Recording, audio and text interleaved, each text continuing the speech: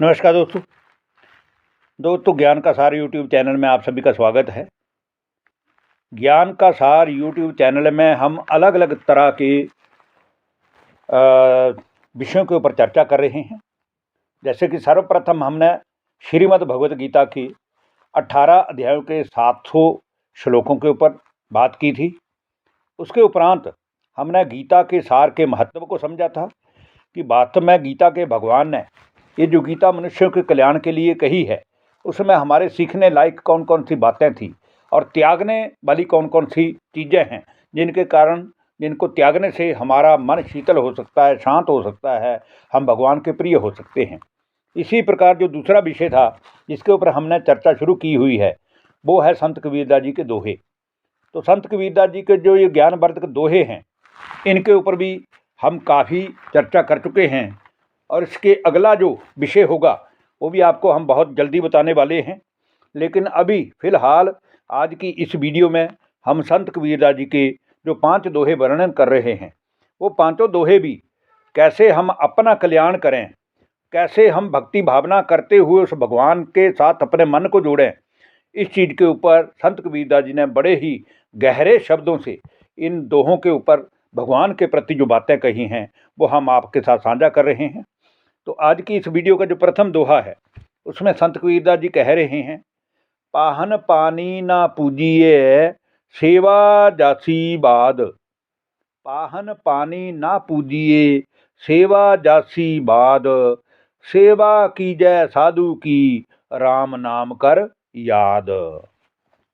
कहने का भावार्थ ये है कि हम अपने कल्याण के लिए केवल पत्थरों की या पानी ही पूजा नहीं करें, क्योंकि संत कबीरदास जी कहते हैं कि पत्थर पूजे हरि मिले तो मैं पूजूं पहाड़। कि अगर पत्थरों की पूजा करने से, पानी की पूजा करने से, पहाड़ों की पूजा करने से मुझे अगर भगवान मिलते तो मैं तो पूरी दुनिया के पहाड़ उठा करके उसकी पूजा करता।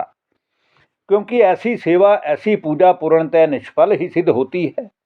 लेकिन साधु स्वभावी पुरुष, संत स्वभावी पुरुष जो हमें सत्य का मार्ग दिखाते हैं, जो हमें परमात्मा से मिलने की राह दिखाते हैं, जो हमें ज्ञान मार्ग पर ले चलने में सक्षम होते हैं, ऐसा जो मनुष्य है, उन मनुष्य के द्वारा ही हमें सच्चे परमात्मा का जो ज्ञान रूपी अमृत है प्राप्त होता है। राम के नाम का सिमरन हमें प्राप्त होता है, जिनका ध्यान करने से हमारा कल्याण होता है। तो क्यों नहीं हम सच्चे ज्ञानी पुरुषों की राह पर चलकर उस सच्चे परमात्मा से अपने मन को जोड़ने के लिए ज्ञान के रास्ते पर चलें। अब आज की वीडियो का दूसरा दोहा है जिसमें कहते हैं, मन मक्का दिल द्वारिका काया काशी जान। हमारा मन मक्का है और दिल हमारा द्वारिका है, और ये जो शरीर है इसको काशी समझो।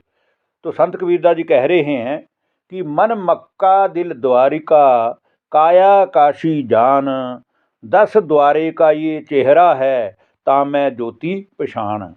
अर्थात अपने पवित्र मन को हाजियों का हज वाला स्थल मक्का समझो और अपने दिल को, अपने मन को तीर्थ स्थल द्वारिका समझो।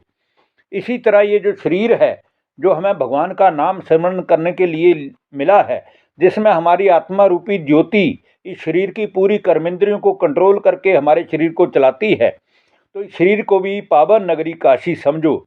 और ये जो 10 द्वार वाला मनुष्य का शरीर है, ये भी एक पवित्र मंदिर है जिसमें हमारी आत्मा रूपी ज्योति, जो कि परमात्मा की संतान है, वो विराजती है। और जब तक वो इस शरीर में विराजमान है तब तक ही हम परमात्मा को याद कर सकते हैं, तब तक ही हम कोई श्रेष्ठ कर्म कर सकते हैं। क्योंकि जिस दिन वो ज्योति, जिस दिन इस शरीर को त्याग जाएगी, इस 10 द्वारों वाले शरीर को छोड़ करके निकल जाएगी, तो ये सूना हो जाएगा, किसी काम का नहीं रहेगा। इसलिए हमें जो आत्मा की पहचान है उसको समझना चाहिए, और मन कैसे हमारा परमात्मा में लगे। भले हम तीर्थ दुनिया के करते हैं, मक्का, मदीना, द्वारिका, काशी, जितनी भी जगह हम संसार में भगवान का नाम लेने के उद्देश्य से जाते हैं, लेकिन अपने मन को पूछिए कि क्या वहाँ जाकर के जब हम वापस अपने घरों में आते हैं तो क्या हम वैसे ही पवित्र रहते हैं जैसे हम उन स्थलों पर जाकर रहते हैं? अगर नहीं रहते हैं तो ऐसा स्नान करने से, ऐसी यात्रा करने से भी हमारे जीवन में कोई अंतर नहीं आता है। अब जो तीसरा दोहा है उसमें संत कबीरदास जी कह रहे हैं, कंकर पत्थर जोड़ी के मस्जिद लई चुनाए। कंकर पत्थर जोड़ी के मस्जिद लई चुनाए, ता चढ़ी मुल्ला बांग दे बहिरा हुआ खुदाए।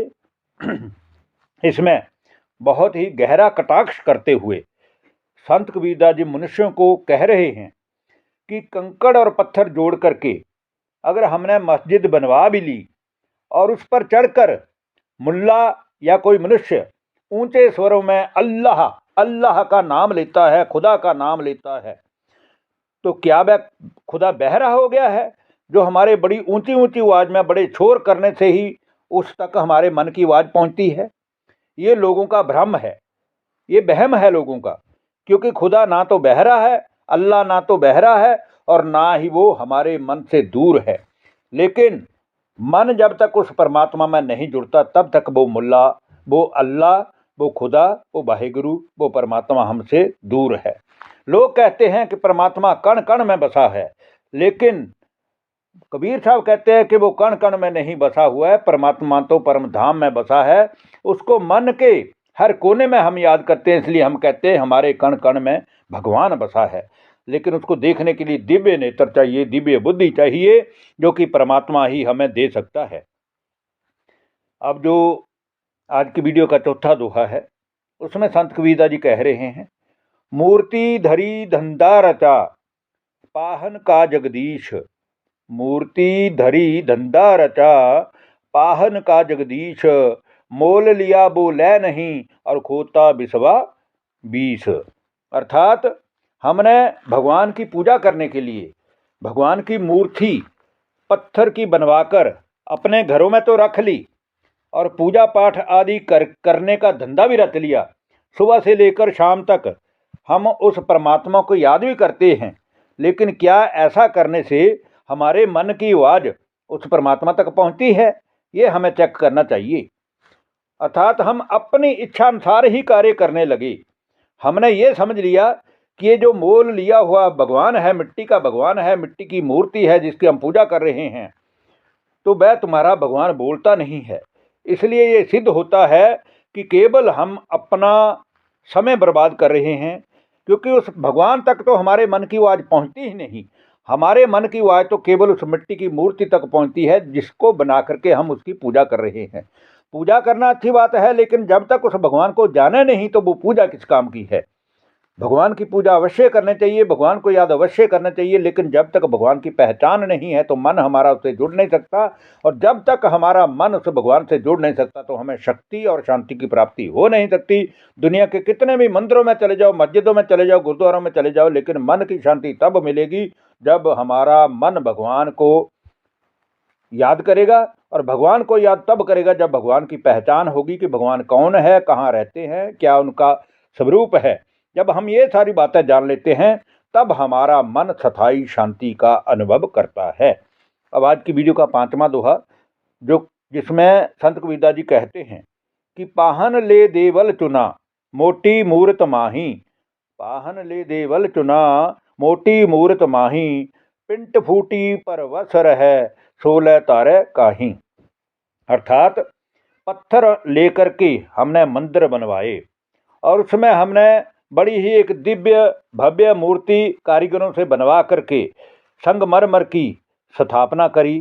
कुछ समय के पश्चात मंदिर जाते जाते उसकी पूजा करते करते वह पराधीन मूर्ति जो किसी कारीगर ने बनाई थी वह टूट फूट गई। ऐसे में जब वह स्वयं ही वो मूर्ति अपनी रक्षा नहीं कर सकी तो फिर वह सारी सृष्टि के सभी मनुष्यों की रक्षा कैसे कर पाएगी, कैसे वो सभी मनुष्यों को भव सागर से पार लेकर जाएगी। इसीलिए सवाल यहाँ ये है कि जो हम पत्थरों में या पत्थर की मूर्तियाँ बना करके उनमें हम भगवान को ढूंढते हैं, तो क्या सच में भगवान उन मूर्तियों में रहते हैं? केवल हमारी भावनाएं हैं जो उन मूर्तियों में बस जाती है। जैसे जिसकी रही भावना जैसी प्रभु दे उनको मूर्त वैसी, ये गायन भी है। लेकिन प्रभु परमात्मा को पहचानने के लिए हमें सबसे पहले सत्य ज्ञान की जरूरत है, और सत्य ज्ञान हमें सत्य ज्ञानियों के पास ही मिलता है जो परमात्मा से जुड़े हुए हैं, जिन्होंने परमात्मा को पहचान लिया है, जिन्होंने अपनी आत्मा को पहचान लिया है। और जब आत्मा की पहचान हो जाती है तो अपना मन परमात्मा को याद करना शुरू कर देता है, जिससे आत्मा पावन बनती है।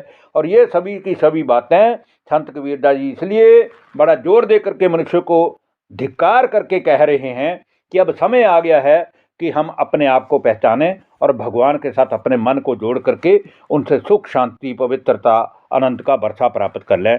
धन्यवाद। नमस्कार दोस्तों।